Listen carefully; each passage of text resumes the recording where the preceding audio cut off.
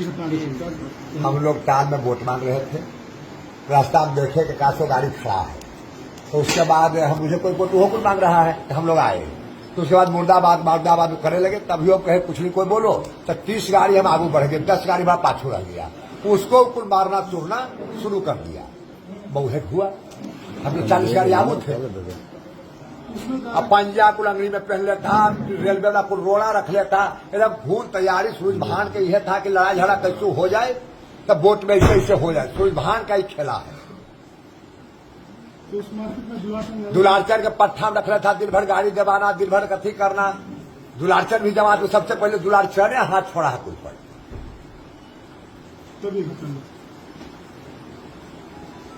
घटना क्या हुआ? तो आप उस घटना से पहले आप निकल गए थे? हमें 40 गाड़ी से आगू थी और 10 गाड़ी पर पाछू था।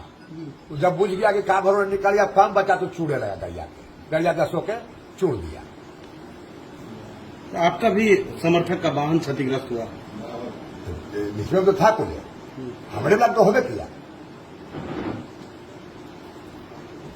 जो पाछू नहीं बता रहे हैं, 10 को छोड़ दिया, जितना छोड़ दिया कि वही बिगल रह गया।